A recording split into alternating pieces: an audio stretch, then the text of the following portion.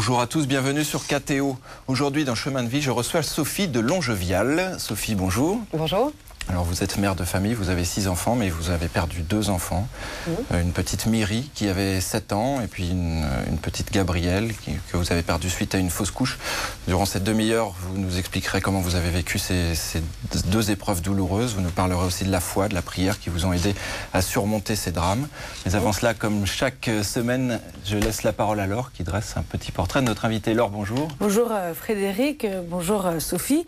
Je ne vous cache pas que faire votre portrait a été difficile pour moi, car écrire le portrait d'une femme qui perd 2 de ses enfants d'un accident de voiture et d'une fausse couche quand on est enceinte et donc future maman, ce n'est pas très drôle. Mais ces 2 drames vont vous marquer à jamais et faire cependant de vous cette femme qui aujourd'hui nous sourit. Mais revenons au début de cette vie tourmentée. Votre vie commence donc sous le soleil marocain en 1968 dans une famille bourgeoise catholique pratiquante où la foi est plus un principe qu'une réelle conviction. Mais à l'adolescence, alors que vous passez vos vacances dans les Alpes, dans le camp de vacances catholique Lovive, vous découvrez une spiritualité plus forte qu'avant. Et c'est surtout chez les Jeannettes des Scouts de France que vous vivez un temps fort lors de votre promesse. Le bac en poche, vous entrez à Sciences Politiques et alors que vous y êtes responsable de l'aumônerie, vous rencontrez votre futur mari, Bernard. Vous avez alors 22 ans. Très vite, vous vous mariez et Myri, votre première fille, voit le jour quelques mois plus tard, ce qui ne vous empêche pas de continuer vos études et de les terminer avec 3 enfants. En sortant, vous devenez attachée parlementaire, puis rédactrice pour un journal politique. Mais cela est dur de tout combiner. Vous décidez alors d'arrêter pour vous consacrer entièrement à vos enfants. Et puis, à 31 ans, vous allez vivre le premier grand drame de votre vie, la mort de votre fille Myri dans un accident de voiture, alors que c'est vous qui conduisez. À cette douleur s'ajoute la culpabilité. Mais grâce à votre entourage, vous décidez de vous battre, de vivre. Du coup, petit à petit, grâce à la prière, vous arrivez à sortir la tête de l'eau. Vous donnez vie d'ailleurs à 2 beaux garçons. Mais malheureusement, en 2004, vous allez encore être confronté à la mort avec votre fausse couche. Mais d'une certaine manière, grâce à la mort de Myri, vous vous sentez préparé à cette expérience du deuil. Vous accoucherez donc d'un enfant mort-né, un enfant que vous décidez de voir et d'enterrer auprès de Myri. Même si l'avoir vu aide à faire le deuil, encore une fois, vous aurez ce sentiment de culpabilité. Une vie donc qui n'a pas toujours été rose, une vie difficile pour une femme, pour une mère, mais vous vous en sortez quand même avec le sourire. Je terminerai donc juste en disant chapeau. Merci beaucoup, Laure. Vous voyez, c'est toujours de l'émotion, ça, quand quelqu'un d'autre raconte sa vie et puis surtout ses douleurs, ces passages difficiles de votre vie. C'est beaucoup d'émotions pour vous? Surtout, on a l'impression que, par exemple, chapeau, ça me fait rire, c'est gentil. Et en même temps, j'ai envie de dire tout de suite que ce témoignage que je donne ou ce sourire vraiment ne m'appartient pas. C'était quelque chose qui m'a été donné à moi. Je me dis vraiment, j'ai reçu certainement beaucoup de grâce pour pouvoir... c'est pas quelque chose que je mérite, ce chapeau. C'est vraiment... c'est comme ça. C'est quand même vous. On verra ça en détail tout à l'heure, mais c'est vrai que face à l'épreuve, vous auriez pu sombrer. Il y avait la dépression, il y avait beaucoup de possibilités qui étaient peut-être plus évidentes. Et puis arriver à vivre, à sourire, à continuer à s'occuper de ses enfants comme vous le faites, c'est pas forcément évident. C'est peut-être là ce que veut dire ce chapeau. Enfin. C'est là que je me dis, le chapeau, c'est Dieu. C'est Dieu qui est présent dans ma vie, qui m'a permis tout ça. Juste une petite chose que je reprendrai dans cette petite bout de vie, c'est que je dirais mes parents m'ont vraiment transmis une foi vivante. C'était pas une foi de principe. C'était voilà, ça c'est quand même important, je crois. En fait, c'était une foi vraiment vivante dans leur cœur. C'était pas ça c'est important parce que je pense que c'est vraiment un réel cadeau qu'ils m'ont fait de me transmettre une foi qui pour eux était vraiment quand même extrêmement importante. Ouais. Mais c'est ça, vous n'êtes pas devenue une chrétienne par exemple, à Lovive, dont on a parlé ensuite, c'est vraiment mes parents qui de par le fait qu'il m'ait catéchisé, qu'il m'ait parlé de Dieu, qu'il m'ait emmené à la messe tous les dimanches, qui m'ont vraiment transmis ce premier cadeau, et puis même la connaissance de l'histoire de l'Église, je l'ai reçue à travers eux. Donc non, vraiment ça c'était voilà, une fois convaincue. Vous parliez de l'eau vivre, ça nous amène à cette première photo que vous avez eu la gentillesse d'apporter. Oui. C'est donc le mont Tabor, un mont dans les Alpes où vous alliez passer vos vacances d'adolescente à l'eau vive. Laure l'a dit un petit peu, ça a été essentiel pour vous parce que ça vous a fait découvrir une autre spiritualité, une autre ferveur, peut-être plus la prière et puis le retrait. Qu'est-ce qui s'est passé? Pourquoi avoir choisi cette photo pour symboliser votre enfance? Parce que l'eau vive a été pour moi peut-être une expérience de Dieu. Disons que jusque-là, dans mon cœur d'enfant, je dirais, j'étais croyante, je me posais quand même 1000 questions auxquelles je répondais quand je doutais. Je me disais, tiens, mais quand même, au fond, pour me rassurer, je me disais, moi, c'est martyr, c'est impossible que ce soit tous morts pour rien. Et puis je ne voyais pas de plus belle vie que la vie des saints, je ne voyais pas d'idéal plus merveilleux. Donc, quand je doutais un peu, mais je n'avais pas fait une expérience de rencontre, en fait, avec Dieu. Et à l'eau vive, là, j'ai vraiment été touchée, je pense, par ce n'était que des bénévoles qui nous encadraient, les moniteurs, etc. Il y avait tellement d'amour donné en cet endroit, par les prêtres, par les gens qui nous encadraient. Et puis Dieu était vraiment présent, voilà, par tout cet amour donné. Et par ailleurs, je crois que la montagne, la marche, voilà, m'a peut-être rendu plus préparée à m'émerveiller de la création, déjà. Je pense que ça, c'est une chose très importante dans ma vie après, la beauté, de m'émerveiller devant ce qui est, déjà.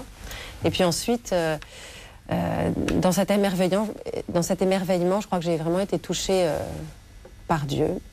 Et quand vous avez vécu ce premier drame avec votre fille qui décède, vous avez repensé à cette expérience à l'eau vive, cette expérience à la fois de marche, presque un peu de retraite? J'ai repensé qu'à l'eau vive, finalement, quelque part, j'avais mieux écouté la parole de Dieu, j'avais mieux compris que Dieu m'aimait, j'avais mieux compris déjà, que j'avais entreaperçu que Dieu était vraiment présent pour moi, dans cet endroit qu'on appelait la Croix de Marthe, voilà, qui évoquait Marthe Robin, cette femme qui a beaucoup souffert, qui a tout offert et qui a vécu une vie belle et joyeuse, de par son offrande. La croix de Marthe, c'est une croix qui est placée sur le chemin qui va vers le mont Tabor. Une croix... Voilà, c'est une croix qui est à l'eau vive dans le camp, mais où j'allais prier, voilà. Le soir, pour lui demander mais qu'est-ce que je devais faire de ma vie, et dans les épreuves que je traversais à cette époque-là, comme beaucoup d'adolescents, et vraiment où j'hésitais, et ben finalement, c'est là que j'ai compris que Dieu me répondait à sa manière, que j'ignorais peut-être un peu, mais que vraiment Dieu était présent. Et après, et puis les gens qui étaient là à l'eau vive, j'ai aussi découvert la réelle amitié. C'est-à-dire qu'il y avait beaucoup d'amour donné, désintéressé finalement. Et j'ai découvert des amis qui ensuite, dans mes épreuves, ont été présents toute ma vie. Et encore aujourd'hui, l'eau vive, parce qu'on était ancrés tous dans une sorte d'amour de Dieu qu'on avait en commun et que certains nous donnaient à voir par leur comportement et par leur amitié. Je me suis dit, mais vraiment, pour que des gens soient si fidèles, si généreux, Dieu existe et Dieu est présent à travers leur... Et ça, c'est de le vivre pour moi est un cadeau inestimable de ce point de vue-là. Mais on va découvrir tout de suite la deuxième photo. Alors, c'est pas vraiment une photo. Vous avez choisi d'amener une lettre qu'avait écrite votre fille à son arrière-grand-père, quelques semaines avant l'accident. Oui. Je vais vous laisser un petit peu nous expliquer ce que c'est que cette lettre et puis pourquoi vous avez choisi de l'amener ici. C'est peut-être plus fort qu'une photo. Oui, c'est une lettre qui m'a beaucoup touchée quand je l'ai reçue, parce que Myri m'a donné cette lettre, effectivement, 4 semaines, en gros, je pense 4 semaines avant sa mort. Il se trouve que mon grand-père maternel était très malade et que d'ailleurs, depuis un moment, même tellement malade qu'il ne pouvait plus parler à ma grand-mère, il était hospitalisé. Et Myri m'apporte un jour cette lettre en me disant de la donner à grand-père. Or, c'était la première lettre qu'elle écrivait de sa vie. Je ne la lui avais pas demandé.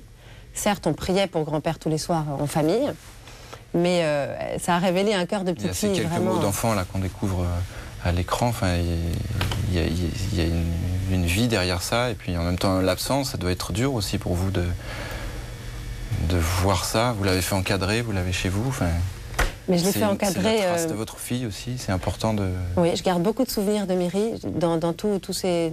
dans tous les deuils qu'on traverse, moi, il me semble que c'est vraiment très important de faire face à la mort, que c'est vrai que la mort fait partie de la vie, et que si les choses ne sont pas taboues, la personne a vraiment existé, ce qui est de fait le cas, et reste bien présente, pas comme quelque chose de triste, finalement, on se souvient des choses joyeuses. Et puis cette lettre, pour moi, c'est vraiment la preuve que Myri avait une foi d'enfant, qu'à l'époque, je veux dire, ce qu'elle demande dans cette lettre, j'ai pas le texte là sous les yeux, mais qu'elle dise que Dieu peut bien faire un miracle pour mamie, que grand-père ira mieux, mais que si ça n'arrive pas, eh bien, que grand-père l'appelle. Et je vous avais... Voilà, la suite, c'est qu'effectivement, mon grand-père, qui n'a pas su que Myri était morte, est décédé pendant la messe d'enterrement de Myri. Et quand dans cette lettre, on voit « Si grand-père ne va pas mieux, appelle-moi », ça a été comme une sorte de lettre un peu prophétique, mais qui a surtout, ce que je vois, c'est encore de l'amour donné d'une arrière-petite-fille à son arrière-grand-père. Elle lui a fait un plaisir quand j'ai lu cette lettre à mon grand-père.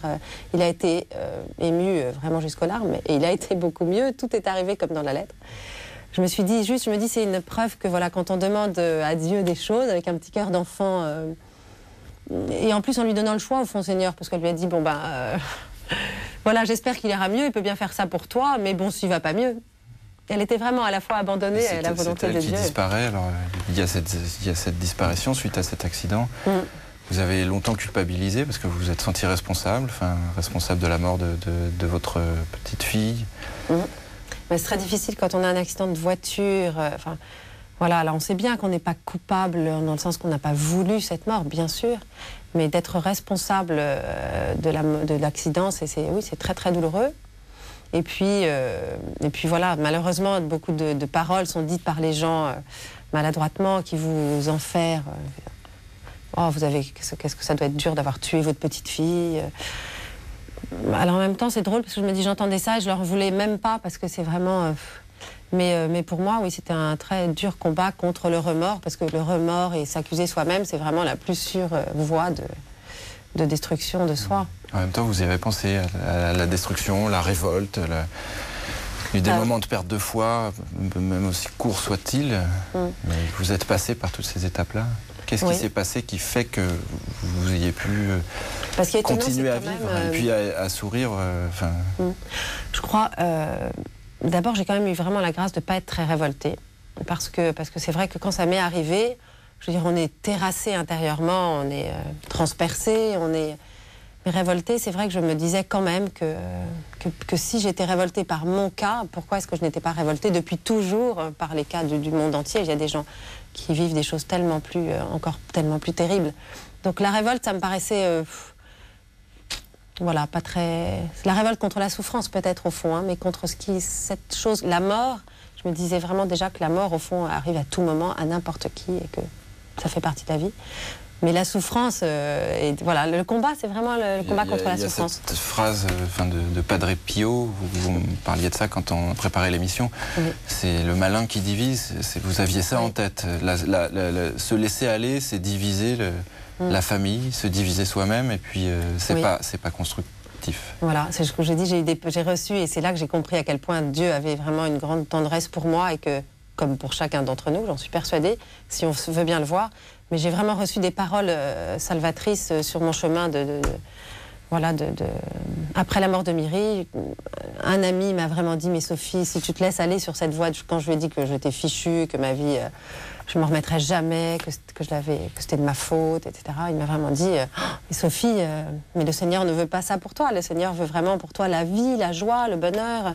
Et puis si tu veux rendre tous les gens autour de toi malheureux aussi, mettre la vie de ta famille en l'air, etc., vas-y vraiment sur cette pente de l'accusation et de dire que c'est de ma faute. Avec un ton absolument autoritaire, le lendemain de la mort de ma fille au téléphone.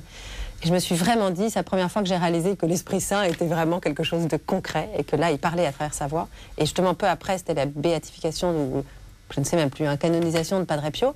Je l'ai découvert dans les livres, effectivement, il dit le diable est l'accusateur ou le diviseur. C'est vrai que à quoi ça sert de s'accuser soi-même? Je veux dire, c'est ça qui est merveilleux quand on est chrétien, c'est que le Seigneur est toute miséricorde, nous pardonne. Quand on fait des péchés, déjà, il est tout pardon et toute miséricorde dès qu'on veut bien s'ouvrir à cette miséricorde. Et là, en plus, c'était pas un péché, c'était une culpabilité. Mais c'est vrai que on est très bon en culpabilité, on sait très bien faire, de dire c'est de ma faute. Pour se laisser ronger. Voilà. Quand on préparait l'émission, toujours vous me disiez, autour de moi, mes amis ou la famille se disent, mais finalement tu n'as pas de cœur parce que tu sembles pas réagir ou tu réagis trop bien. Il faut vivre avec ça suite à ce deuil. C'est vrai que vous en parlez librement, enfin, Myri vit encore, il y a tout ça, et vous pensez que c'est vraiment la foi qui vous a aidé à pouvoir à la fois parler de ça, de ce drame comme ça, sans vous laisser aller à la dépression finalement. Alors mes amis dans l'ensemble, ce dont j'ai plutôt envie de dire de mes amis, eux ont été vraiment extraordinaires, et c'est là que ce qu'on découvre aussi dans un événement comme ça, c'est que la prière des autres vous maintient vraiment debout, et je suis persuadée que la prière, je savais qu'une amie priait pour moi tous les jours d'une certaine manière, et pour moi quand j'allais mal, je m'accrochais au fait que je savais qu'elle avait ce courage extraordinaire de par exemple dire un chapelet pour moi tous les jours, alors que moi j'avais jamais réussi à dire un chapelet tous les jours jusque-là pour qui que ce soit. Je me disais mais quelle générosité, et ça me tenait debout. Et effectivement, en revanche, on lit dans d'autres regards que comment se fait-il qu'elle aille si bien, et qu'on attend qu'on tombe dans la dépression. Ça c'est vrai que ça c'est difficile, mais Dieu était présent parce que effectivement moi à ce moment-là, les gens disant des chapelets pour moi, je me suis dit je peux peut-être aussi m'accrocher au chapelet quand vraiment à des prières comme ça un petit peu il y a des nuits d'insomnie pendant lesquelles vous faisiez des chapelets. Oui, si jamais je commençais à avoir ces sortes d'obsessions de c'est ta faute, tu ne l'as pas accroché, Parce que votre fille n'avait pas la ceinture de sécurité. Voilà, ce jour-là, comme évidemment, alors que j'avais été presque toujours d'habitude, enfin toujours pour des grands voyages, je ne l'avais pas mis, donc tout était là pour me crucifier vraiment. Et le chapelet, voilà, c'était une sorte de combat. J'ai compris que la prière était vraiment une arme de combat. Ce qui m'a beaucoup amusée, parce que quand j'étais jeune, la piété, j'avais un jour, on m'avait dit, oh là là, un des dons de l'Esprit Saint, c'est la piété, et je l'avais tiré au sort. Enfin, j'avais été très vexée parce que je trouvais que c'était extrêmement ennuyeux de tirer la piété. Et maintenant je vois, j'ai vraiment touché du doigt l'efficacité de la prière des autres, pour moi, pour nous, pour ma famille, et du coup, maintenant, c'est vrai que je m'aperçois à quel point la parole de Dieu est pour nous un trésor, qu'on s'y nourrit, qu'on grandit, qu'on y prend des forces. Que tout ça, ça m'a été révélé après la mort de Myri. Et voilà, Dieu nous aime tellement qu'il voudrait être, si on veut bien l'accepter, il veut être au plus près de nous dans toutes ces épreuves. Si on veut bien l'accepter. Alors, ce drame nous amène en 2004 à la dernière photo. En 2004, vous faites une fausse couche d'une petite fille que vous prénommerez, que vous baptiserez Gabrielle, à 5 mois de grossesse. Donc c'est un nouveau drame. Une nouvelle fois, vous revivez ce deuil. Vous me disiez que finalement, pour vous, il était inconcevable d'abandonner cet enfant, enfin de laisser cet enfant au laboratoire qui faisait des analyses, et puis surtout de l'enterrer, de faire un office religieux, comme vous aviez fait avec Myri. Enfin, le fait d'avoir déjà vécu un deuil vous a aidé aussi cette fois-là à dépasser ce nouveau deuil. Oui. Pour vous, il n'y avait pas d'ambiguïté, même à 5 mois de grossesse, ce petit bébé est déjà un être humain. Sous le choc, tout est ambigu, honnêtement. Même pour moi qui avais traversé un deuil au début, en fait, on est complètement perdu, on ne sait pas quoi faire. La seule chose qu'on sait, enfin moi, que je savais, c'est dans mon cœur de mère, c'est que c'était sûr que, bien sûr, c'est une fausse couche à 4 mois, que c'était un bébé. Ça, il n'y avait aucune... Donc le fait de ne pas savoir ce qu'on allait faire de ce bébé m'a très vite vraiment tourmentée, et j'avais en effet le désir de le traiter comme Myri, comme sa grande sœur. Mais ça a été long parce qu'on a peur de choquer, parce que c'est pas des choses qui se font, etc. Alors que mon cœur de mère me disait que c'était le bon sens même de faire quelque chose de très simple pour apporter à ce bébé, mort in utero, certes, c'est vrai, qu'il n'avait pas vécu, mais il a quand même vécu 3 mois en moi, 3-4 mois. Je me suis dit que c'était lui donner autant d'amour qu'à ma fille aînée, de le traiter de la même manière. Dans l'intimité. Mais dans ces cas-là, une nouvelle fois, il faut un courage phénoménal, parce que rien n'est prévu pour ça. C'est qu'officiellement, ce bébé est un déchet de laboratoire. Enfin, ça semble un peu difficile à entendre, mais c'est ça. Donc, il vous a fallu aller chercher le corps de votre fille au laboratoire, obtenir les autorisations, l'amener chez vous, parce que le laboratoire refusait qu'une voiture, qu'un corbillard vienne le chercher. Dans cette bourgeoise. Tout ça au moment où il faut vivre ce deuil. C'est difficile. Comment vous avez trouvé ce courage? Mais parce qu'en fait, je dirais là aussi, j'ai pas envie de parler de courage. Je trouve que c'est quelque chose aussi. C'est une impulsion. Enfin, c'est juste une impression de logique, de choses qu'il faut qu'on fasse comme ça. Et au contraire, ça vous console. En fait, c'est une chose, quand vous vivez un deuil de cette manière, ça vous console bien mieux que si vous ne pouvez rien faire de tout ça. C'est vraiment... je trouve qu'il ne faut pas de courage. Il fallait être têtu. Ce qui me révolte, c'est que des gens ne puissent... Voilà, ce qui m'a révoltée, au fond, au moment de la fausse couche, là, j'ai été révoltée, parce que je me suis dit, vraiment, mais de quel droit est-ce qu'on considère que ce n'est pas un bébé, alors que toute mère qui découvre qu'elle est enceinte attend un bébé? De quel droit l'État nous prive de décider de ce qu'on veut faire, nous, parents, pour cet enfant qu'on a attendu, aimé jusque-là, jusqu'à ces 3-4 mois de grossesse. Et je me suis dit, moi, j'ai vécu un deuil, moi, je suis préparée, et je peux prendre le recul nécessaire pour faire toutes ces démarches qui me sont bienfaisantes, qui sont vraiment importantes pour ma famille, pour mes enfants. Alors, la famille, on va la découvrir. C'est la dernière photo que vous avez apportée parce que je vois que le temps passe et je me laisse. Oui. Donc la dernière photo, c'est vraiment là sont donc tous vos enfants réunis, donc les 6. Oui. Effectivement, il manquerait 2 enfants. Voilà, je dis toujours ces photos, cette photo-là, c'est la vie ou c'est le manque? Enfin... Non, c'est la vie. C'est la vie. Ce qui est merveilleux, vous voyez, c'est, je me dis, quand Myri est morte, à l'instant même, j'avais Laure qui avait 2 ans à côté de moi à l'hôpital. Et c'est une petite fille qui trépignait, qui tressautait, qui était toute rayonnante de joie. Je me dis, la vie, c'est la vie qui est plus forte que tout. Quand on vit des deuils comme ça, ce qu'on se dit, c'est que la vie est vraiment un don. Que c'est vrai que nos enfants ne nous appartiennent pas. Et moi, je me dis, dans ma vie, ma vocation à moi, au mariage, le fait que j'ai épousé Bernard, ça, c'est vraiment mon... Voilà, Bernard et moi, construisons quelque chose ensemble. Ces enfants, nous les aimons de tout notre cœur, mais ils ne nous appartiennent pas. 2 ont été... J'ai déjà une chance folle d'en avoir attendu 8. Donc voilà, pour moi, oui, c'est vraiment, ces enfants sont toute ma joie. Je crois qu'on peut le redire, c'est vraiment votre mari et puis vos enfants qui vous ont aidé à retrouver de la joie et à vous dire qu'il faut choisir la vie plus que la mort, d'une certaine façon, pour vous-même. Oui, je pense à ce texte de la Bible, choisis le mal et le malheur, le bien et le bonheur. C'est un choix qu'on fait tous à tous instants, plus ou moins éprouvé ou non. Mais je crois qu'on peut toujours, dans toutes les situations, faire le choix du bonheur et du bien. Abandonné en Dieu, confiant en Dieu et sûr qu'il nous aime d'une manière unique, chacun, et qu'il nous donnera les forces chaque jour pour y arriver. Abandonner en Dieu, c'est-à-dire, ça veut qu'il faut se laisser porter ou il faut chercher? Je pense que le plus difficile, c'est peut-être de s'abandonner et de se laisser porter, oui. De faire confiance, parce que... Et en même temps, quand on le fait, je crois que c'est le plus sûr chemin...